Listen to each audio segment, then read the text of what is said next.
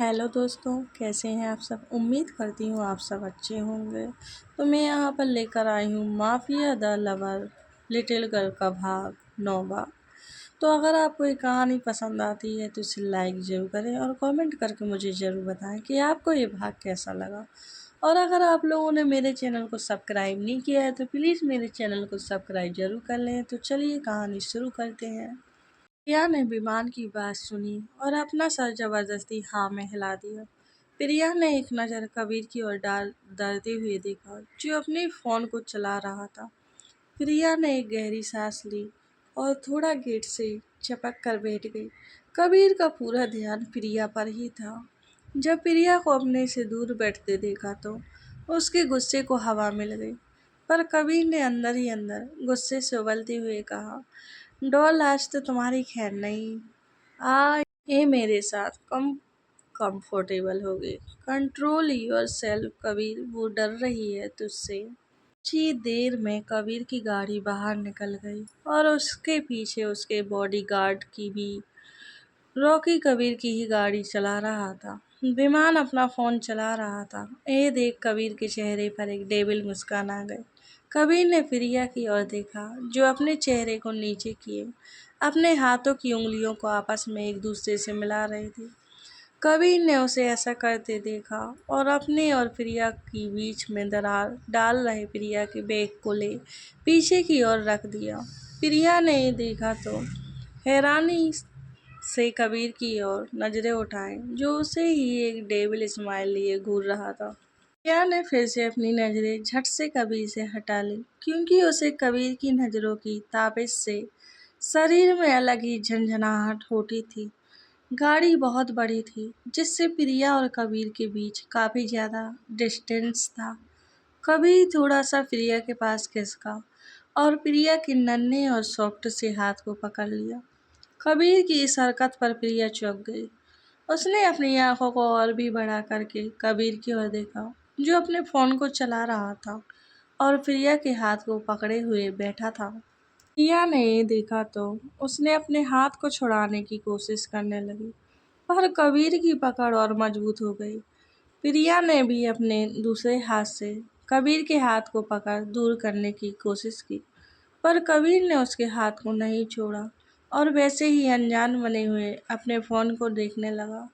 आगे बैठे विमान ने फ़ोन में गुस्से ही कहा, रेडियो आज तुम्हें क्या हुआ, इतनी साइलेंट मोड पर क्यों हो। विमान की आवाज़ सुन प्रिया ने कहा, वो बस ऐसी ही। विमान ने प्रिया की आवाज़ में हकलाहट महसूस की तो उसने पीछे मुड़कर देखा, जो कबीर को हैरानी से देख रही थी, क्योंकि विमान के पीछे मुड़ते ही कबीर ने झट से प्रिया के हाथ को छोड़ दिया। विमान ने देखा तो बोला, तू भाई को ऐसे क्यों घूर रही है, जैसे वो कोई भूत हो। बाबा वो नहीं, मैं तू ऐसे हकला क्यों रही है। विमान न्यूज ऐसा बोलते देखा तो पूछा। प्रिया ने विमान की ओर देखा और थोड़े चिढ़कर बोली, नहीं मैं ऐसे ही कुछ नहीं, और अपना मुंह विंडो की ओर कर बैठ गई। अरे क्या हुआ। पर प्रिया कुछ नहीं बोली। हाँ ठीक है, इसकी नाराजगी तो बाद में दूर हो ही जाएगी, विमान ने मन में ये कहा और फिर से अपने फोन में घुस गया। विमान के वापस मुड़ते ही कबीर ने फिर प्रिया का हाथ पकड़ लिया।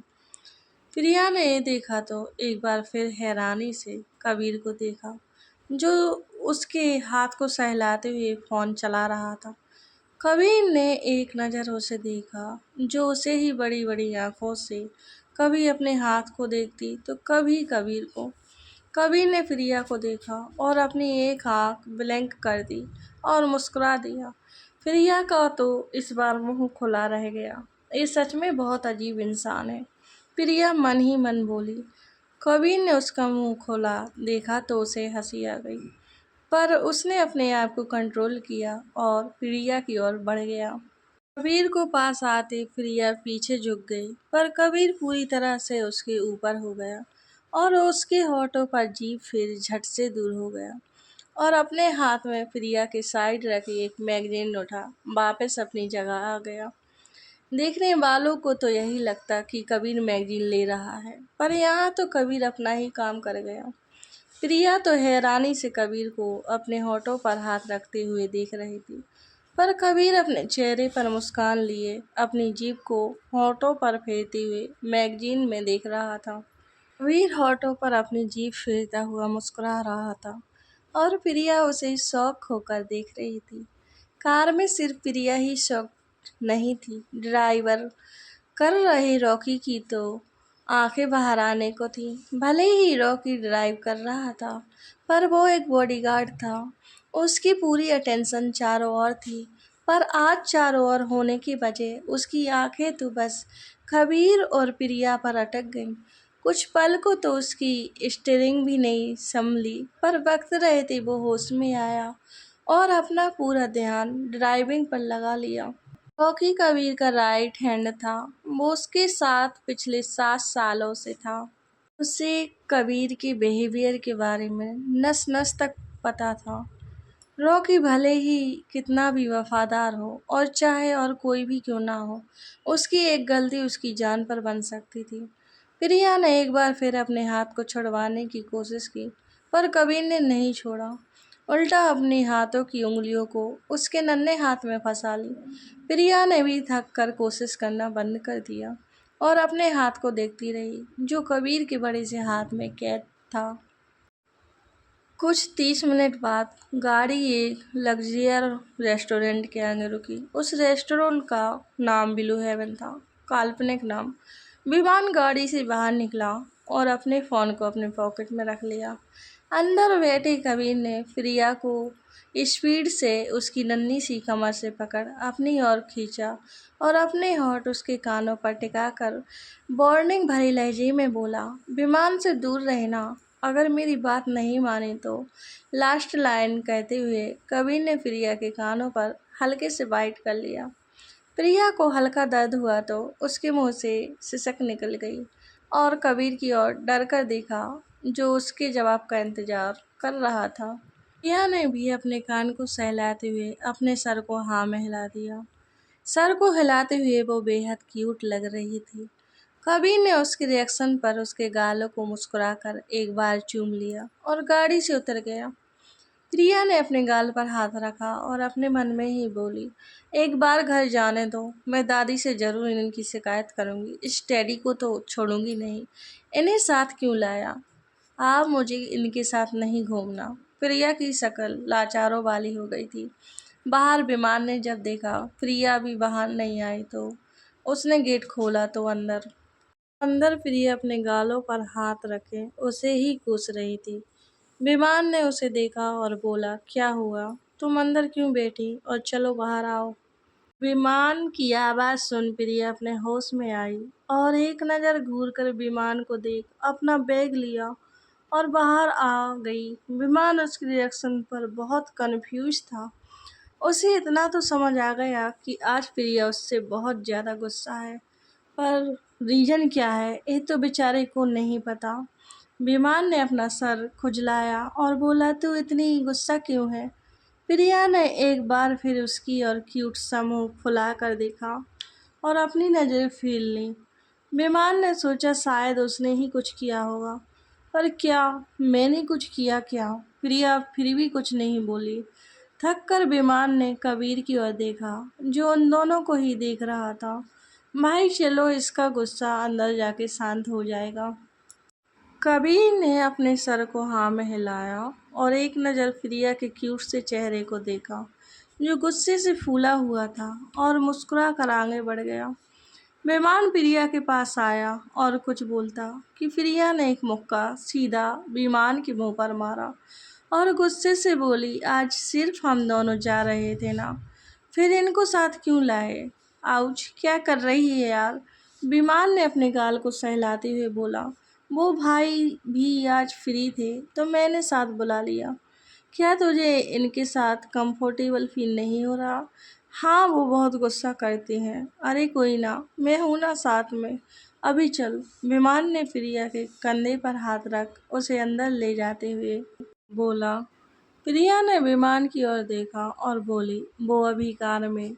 उन्होंने बोला, अरे कुछ नहीं बोला, तू चल, आज मज़े करेंगे। विमान ने प्रिया की बात बीच में ही काटते हुए बोला, और उसे अंदर ले जाने लगा। प्रिया ने भी आगे कुछ नहीं बोला और अंदर आ गई। कबीर उनसे आगे कुछ कदम की दूरी पर ही चल रहा था।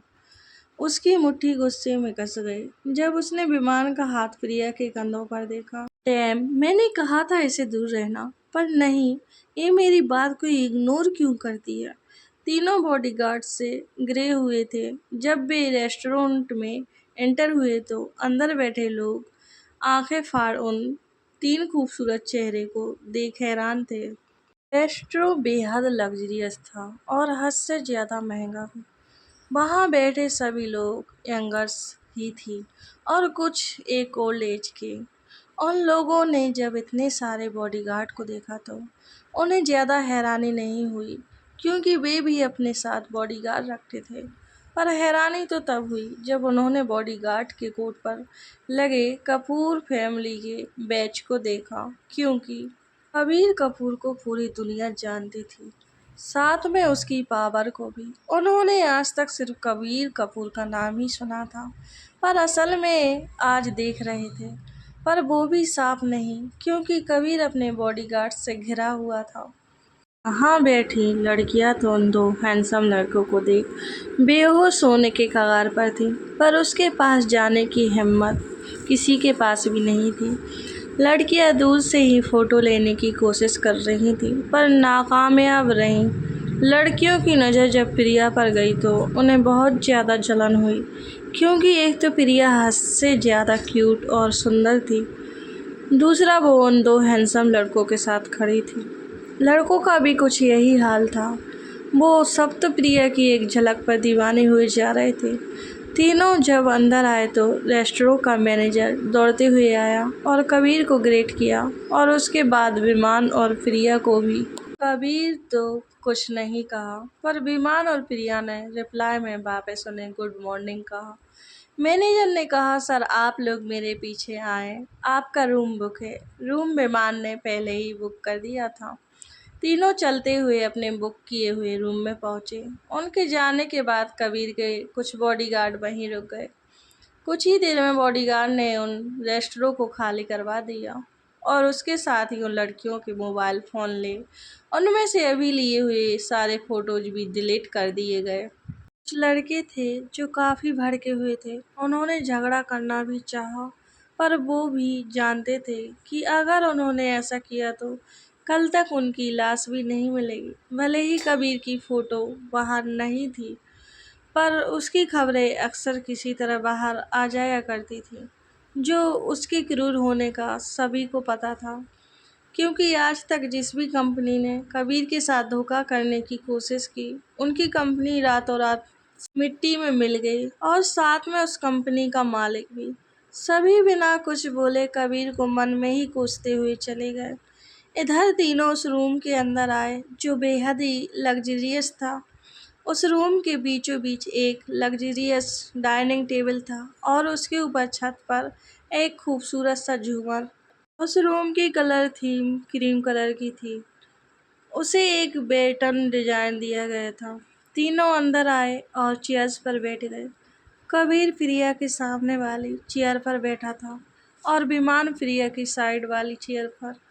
प्रिया तो उस रूम की खूबसूरती को निहार रही थी। उसने रूम को देखते हुए ही विमान से अपनी क्यूट सी वॉइस में पूछा, टेडी ये कितना खूबसूरत है, क्या ये अभी नया खुला है? विमान ने भी मुस्कुराकर उसे देखा और बोला, हाँ ये अभी नया खुला है और ये भाई ने ही बनवाया है। प्रिया ने विमान की बात सुनी और कबीर की ओर देखा जो उसे ही देख रहा था। प्रिया ने फिर अपनी नज़रें नीचे करते हुए कहा, अच्छा अच्छा है। कबीर ने भी उसकी बात सुन मुस्कुरा कर कहा, सिर्फ अच्छा? प्रिया ने कबीर की बात सुनी तो उसने कहा, वाह वो बहुत अच्छा है। विमान ने देखा कि वो कबीर के सामने खुलकर बात नहीं कर पा रही, तो उसने प्रिया के कंधे पर हाथ रखा और बोला, रिलैक्स पीहू, जैसे तुम मेरे साथ बात करती हो वैसे ही भाई से करो। तुम अभी भाई से मिली नहीं हो, इसलिए थोड़ा झिझक रही हो। भाई बहुत अच्छे हैं।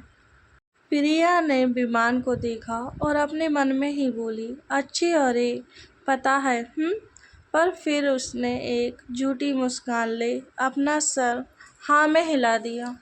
कबीर की नज़र तो विमान के हाथ पर थी जो प्रिया के कंधों पर था। उसे बहुत ज़्यादा जलन हो रही थी। तभी एक वेटर उनका ऑर्डर लेने आया। सबसे पहले विमान ने मेन्यू कबीर की ओर बढ़ाया तो कबीर ने 2-3 डिश ऑर्डर कर दी। फिर विमान ने मेन्यू लिया और ऑर्डर कर वेटर को पकड़ा दिया। ए देख, कबीर ने पूछा। दो कहते हुए रुक गया, फिर कहा, प्रिया ऑर्डर नहीं करेगी? विमान ने कबीर के सवाल पर कहा, वो इसका भी मैंने ही ऑर्डर कर दिया, वरना ये सारे फास्ट फूड मंगवा लेगी।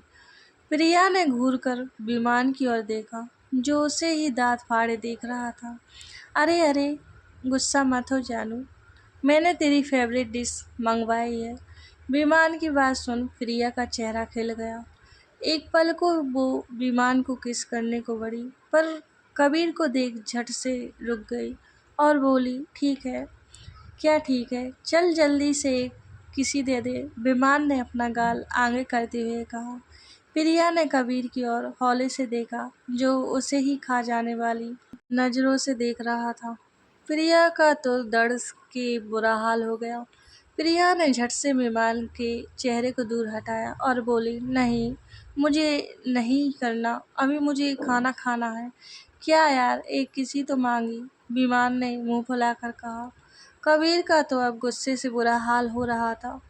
विमान का यूं प्रिया का जानू कहना कबीर के तन बदन में आग लगा रहा था और उसके ऊपर खिस कबीर ने कस के अपनी मुट्ठियां बींच ली।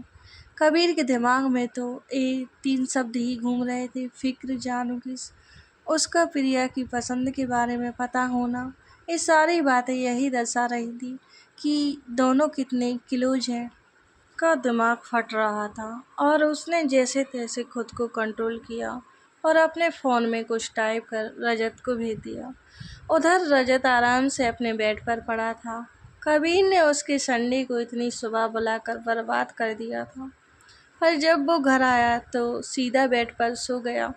रजत सो रहा था कि उसके फ़ोन में नोटिफिकेशन ट्यून बजी। उस ट्यून को सुनते ही रजत बेड से ऐसे उठा जैसे सोया ही नहीं हो। रजत ने कबीर के हर मैसेज और कॉल की अलग से ट्यून रखी थी, जिससे वो कबीर का काम वक्त पर कर सके। रजत ने कबीर का मैसेज पढ़ा तो उसका सर घूम गया। उसकी जो नींद थी वो तो उस मैसेज को पढ़कर ही उड़ गई। मुझे प्रिया की पसंद नापसंद सब कुछ पता करके दो, वो भी आज। ये आखिर बॉस को हो क्या गया है? पहले तो किसी लड़की को आंख उठाकर नहीं देखते थे और कोई उन्हें सेड्यूस करने की कोशिश करता तो ओह गॉड सोचकर ही रूह कांप रही थी। रजत ने अपने माथे पर हाथ रखा और कूदते हुए बोला, ये मेरा पहला संडे है जो इस तरह बर्बाद हो रहा है। आज के दिन तो मुझे चैन से रहने देते। रजत फिर अपने बेड से उठा और तैयार होकर निकल गया अपने बॉस का ऑर्डर फॉलो करने। इधर विमान ने मुंह फुला लिया। वो कुछ कहता कि वेटर खाना लेकर आ गया। वेटर ने खाना सर्व किया। कबीर ने हेल्दी खाना ही ऑर्डर किया था, जिसमें कुछ सैलेड, सैंडविच और ब्लैक कॉफ़ी थी। वही विमान की साइड वेटर ने ऑरेंज जूस, चीज़ सैंडविच, 1-2 डिश कुछ हेल्दी और फास्ट फूड की और एक कॉफ़ी। जब वेटर ने प्रिया का खाना सर्व किया तो प्रिया ने खाने को देख गुस्से से मुंह फुला लिया और घूर कर विमान को देखा, जो मज़े से उसकी ओर शैतानों की तरह मुस्कुराता हुआ सैंडविच की बड़े-बड़े बाइट लेता हुआ खा रहा था। विमान ने अनजान बनते हुए कहा, क्या हुआ पीहू? चलो खाओ, तुम्हारी फेवरेट डिश ऑर्डर की है मैंने। देखो, करेले की सब्जी, जूस, सैलेड सब हेल्दी है, चल जल्दी खा। प्रिया ने चेहरे अब गुस्से से कश्मीरी सेब की तरह लाल हो गया था। प्रिया ने घूरकर विमान को देखा। अरे ऐसे क्या देख रही है, खाना खा। प्रिया ने एक नज़र कबीर की ओर देखा, जो उन्हें ही कॉफ़ी पीते हुए देख रहा था। प्रिया ने ये देखा तो चुपचाप खाना खाने लगी। ये देख विमान हैरान हो गया कि आखिर ये उल्टी गंगा कैसे बहने लगी। उसे तो मस्ती सूझ रही थी कि प्रिया अब उससे लड़ेगी, पर फिर उसे याद आया कि आज कबीर उनके साथ बैठा है, इसलिए प्रिया शांत है। वरना अभी तक तो प्रिया उसकी इस हरकत पर उसके मुंह का निवाला भी निकाल खा चुकी होती और उसके मुंह का नक्शा भी बिगाड़ सच में भालू जैसा कर देती। विमान ने कबीर की ओर देखा जो नहीं देख रहा था, और फिर प्रिया को जो अपने चेहरे को नीचे किए हुए जबरदस्ती करेला खा रही थी। विमान के दिमाग में प्रिया की इमेज बनने लगी जब वो घर पर होगा और प्रिया उसे ठूस ठूस कर जबरदस्ती करेला खिला रही है। विमान ने डरकर जल्दी से प्रिया को रोका और बोला, अरे अरे रुक जा, ले ये तेरे लिए है, मैं मजाक कर रहा था। विमान ने अपनी और प्रिया की प्लेट एक्सचेंज करते हुए अपने दांत फाड़ते हुए बोला। प्रिया ने उसे एक झूठी मुस्कान के साथ देखा और बोली, थैंक यू टेडी। विमान की तो रोंगटे खड़े हो गए। उसे प्रिया की स्माइल अभी किसी चुड़ैल से कम नहीं लग रही थी, और उसका वो थैंक यू जो प्रिया उससे तभी बोलती थी जब वो हद से ज़्यादा गुस्सा होती थी। हाँ हाँ, खाना खाते हैं।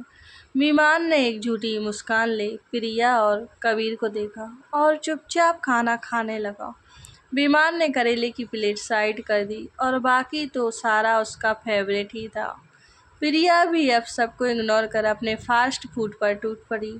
इधर कबीर विमान के एक्सप्रेशन नोट कर रहा था। उसे ये तो समझ आ गया कि वो प्रिया से डर रहा है, पर क्यों ये नहीं। कबीर एक टक प्रिया के चेहरे पर आते जाते क्यूट एक्सप्रेशन को देख रहा था।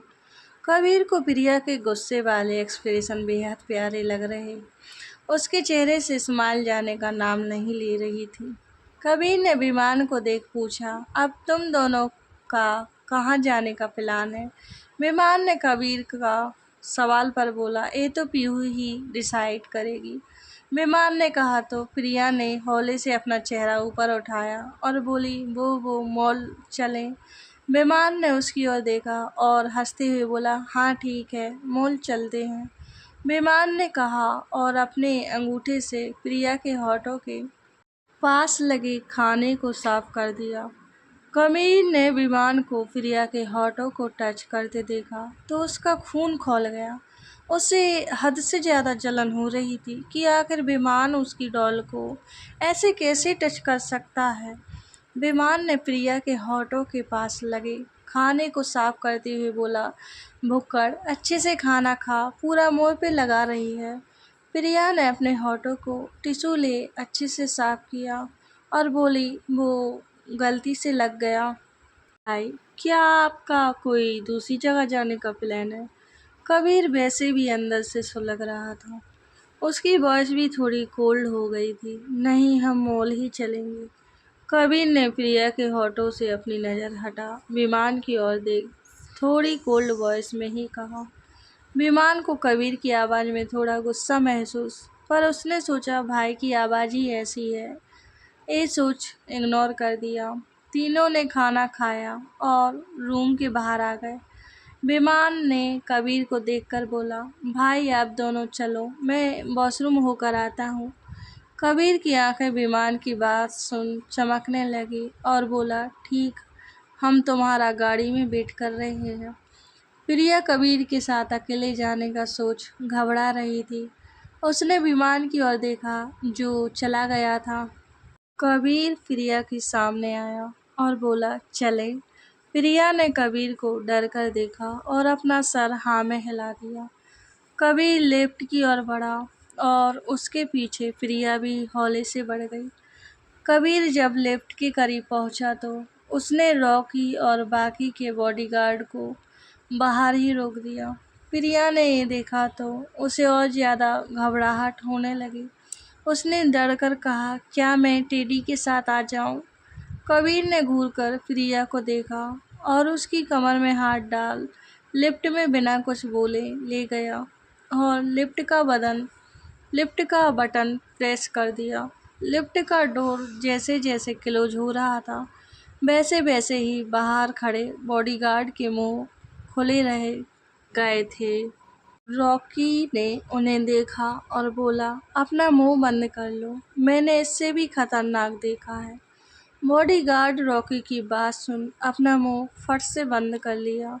उनमें से एक बॉडीगार्ड ने दिलचस्पी दिखाते हुए बोला, तुमने ऐसा क्या देखा? रॉकी ने उसे घूर कर देखा और बोला, बॉस ने इस लड़की को किस किया और दूसरी लिफ्ट से बढ़ गए। सभी रॉकी की बात सुन हैरान हो गए। किसी को भी विश्वास नहीं हो रहा था। इधर कबीर के इस तरह लिफ्ट में खींचने पर प्रिया हड़बड़ा गई। उसने कबीर के हाथों को अपनी कमर से हटाने की कोशिश करने लगी और बोली, आप छोड़ो मुझे प्लीज़। कबीर को प्रिया का खुद को छुड़ाना पसंद नहीं आ रहा था। उसने गुस्से से प्रिया की कमर को और कस के पकड़ लिया और उसे खुद से चिपकाते हुए बोला, हमेशा मुझसे दूर क्यों जाना? जब विमान तुम्हें छूता है उसे तो मना क्यों नहीं करती? कबीर ने गुस्से से प्रिया के गालों को पकड़ लिया था।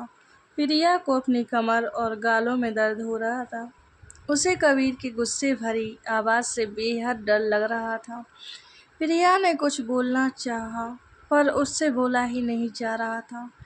कबीर के इस तरह पकड़ने से प्रिया ने कस के अपनी आंखें बंद कर लीं।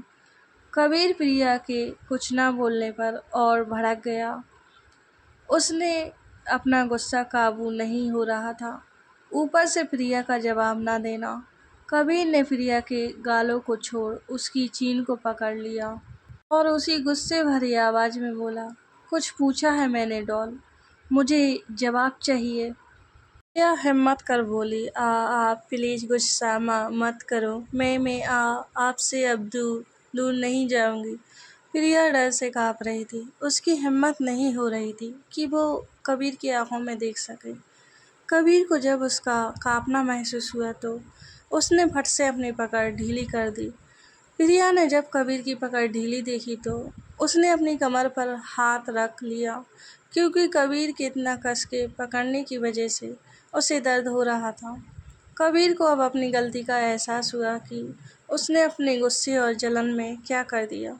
उसने प्रिया को देखा, जो अपनी कमर को अपने हाथ से सहला रही थी। प्रिया के गोरे गालों पर कबीर की उंगलियों के निशान भी हो गए थे। कबीर को अब खुद पर गुस्सा आ रहा था कि आखिर वो अपनी डॉल के साथ कैसे इस तरह पेश आ सकता है। कबीर ने प्रिया के चेहरे को अपने दोनों हाथों में भर अपनी आवाज़ को नर्म कर बोला, सॉरी डॉल, मुझे बस गुस्सा आ गया था। क्या तुम्हें दर्द हो रहा है? प्रिया ने अपनी नज़रें नीचे किए ही कहा, ना नहीं, पर उसके चेहरे से साफ पता चल रहा था कि उसे दर्द हो रहा है। कबीर ने कुछ बोलना चाहा, पर तब तक लिफ्ट खुल गई। लिफ्ट को खुलते देख प्रिया ने बाहर देखा। कबीर ने एक बार प्रिया को देखा, जो बाहर देख रही थी। कबीर एक पल को लिफ्ट वापस बंद करना चाहता था, पर प्रिया को खुद से डरता देख उसने खुद को रोक लिया और प्रिया को छोड़ दिया। कबीर के छोड़ते ही प्रिया ने अपने सर को नीचे किए ही कहा, मैं जाऊं। प्रिया को इस तरह खुद से डरता और परमिशन मांगते देखा तो कबीर का दिल दुख सा गया। कबीर ने हल्की आवाज़ में कहा तो प्रिया वहाँ से बिना कबीर को एक नज़र देखे जल्दी से चली गई। कबीर ने उसे ऐसा करते देखा तो उसे बहुत बुरा लगा। कबीर ने कस के दीवार पर एक जोरदार मुक्का मारा और खुद से ही बोला, आखिर मेरा गुस्सा मेरे काबू में क्यों नहीं है। कबीर ने खुद को शांत करने की कोशिश की और प्रिया के पीछे आ गया। प्रिया जाके कार में बैठ गई। विमान अभी तक नहीं आया था।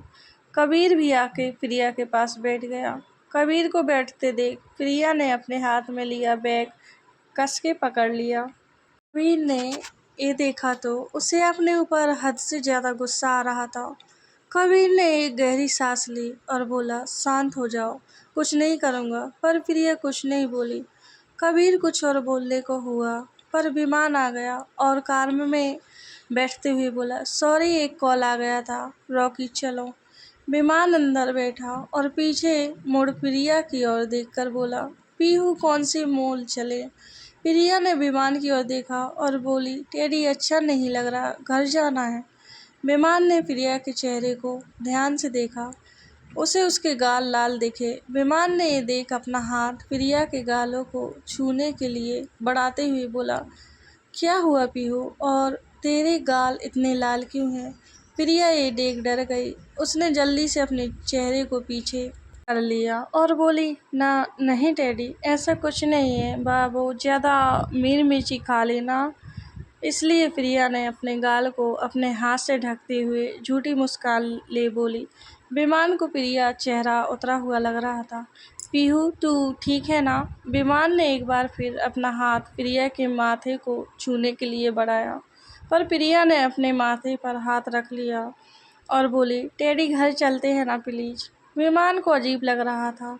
फिर सोचा कबीर बैठा है तो प्रिया उसे खुल के नहीं बता पा रही है।